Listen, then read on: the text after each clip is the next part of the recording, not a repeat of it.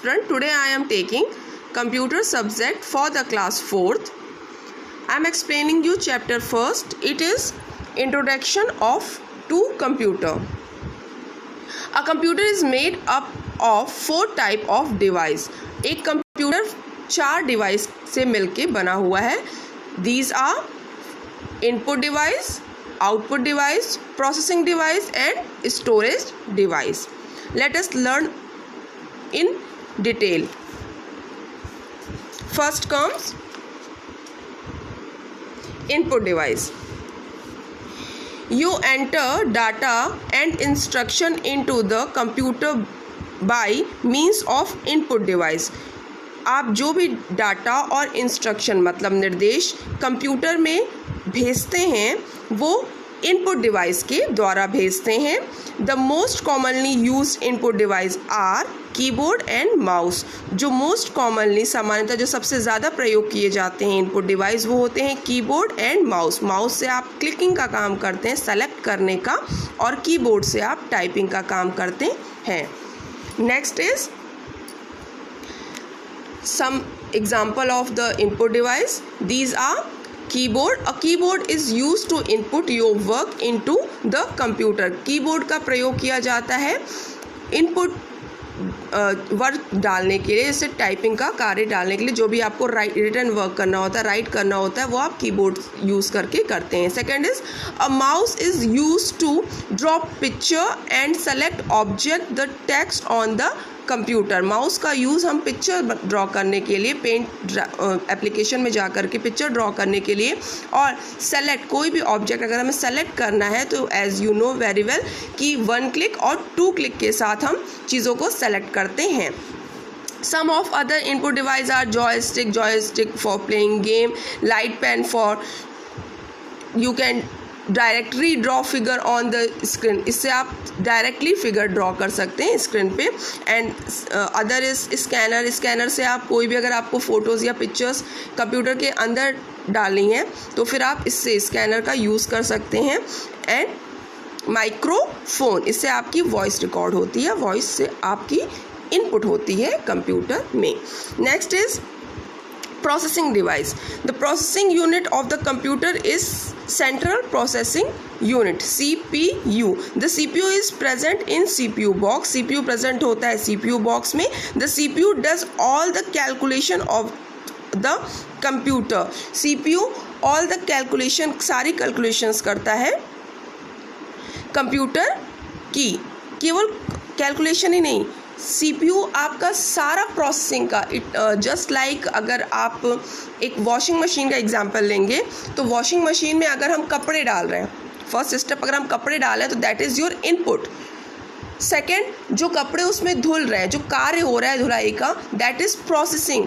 तो ये काम कंप्यूटर में अगर कोई हमने इनपुट डाला है, जैसे कि जस्ट लाइक हमने CD डाली इनपुट के थ्रू, तो अगर उसमें CD रन हो रही है, अंदर जा कर के कार्य हो रहा है, तो वो कहाँ हो रहा है? आपका CPU में जाके सेंट्रल प्रोसेसिंग यूनिट में हो रहा है, वो प्रोसेस हो रहा है. देन आप मॉनिटर पे उसको देख पा रहे हैं. अगर CPU कार्य ना करे तो आपको आउटपुट ना मिले.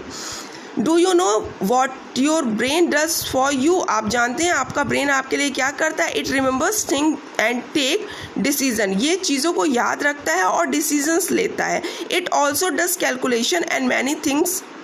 ये कैलकुलेशन भी करता है और भी कार्य करता है. The CPU is as known as the brain of the computer. CPU को ब्रेन ऑफ द कंप्यूटर के नाम से भी जानते हैं. The computer does all its work through the CPU. Computer अपने सारे कार्य जो करता है वो CPU के द्वारा करता है. CPU has 3 part. CPU के 3 पार्ट्स होते हैं. First one is ALU. It stand for arithmetical and logical unit. Second is CU, control unit, and third one is MU, means memory unit.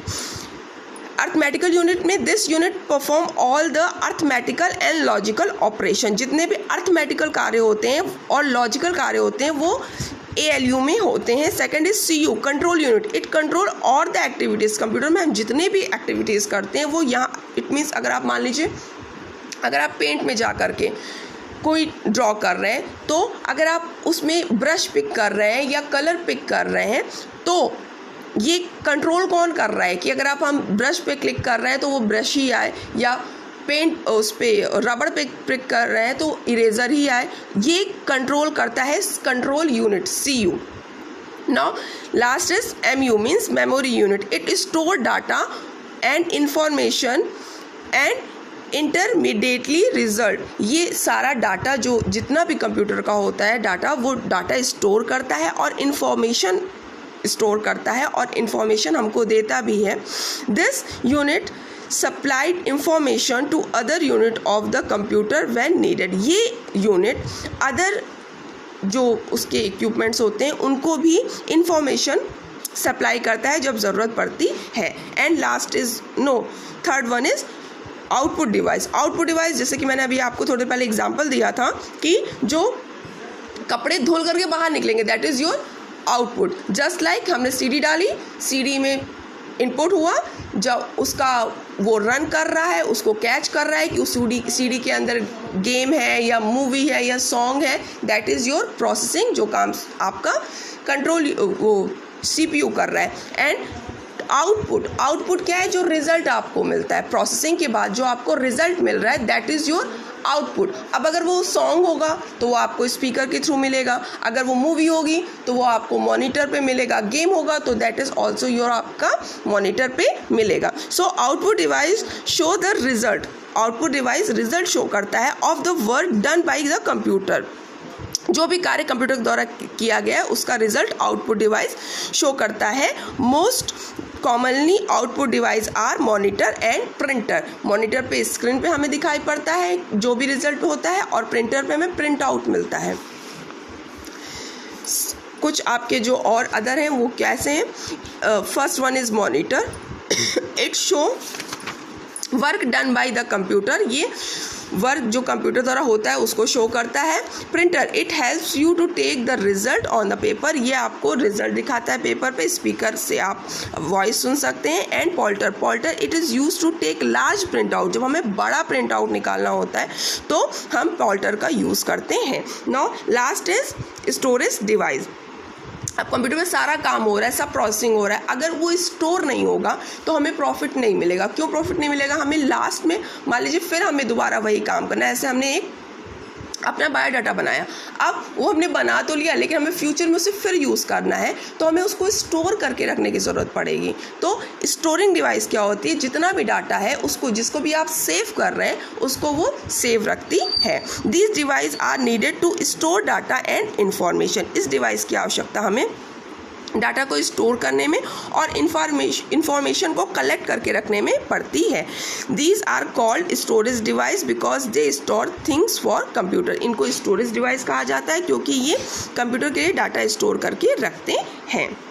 Memory, the data and instruction that are entered into the computer system through input unit are to be stored inside the computer in some storage media. These storage media is known as memory. वो data या instruction जो हम computer में डालते हैं उसको हम memory कहते हैं।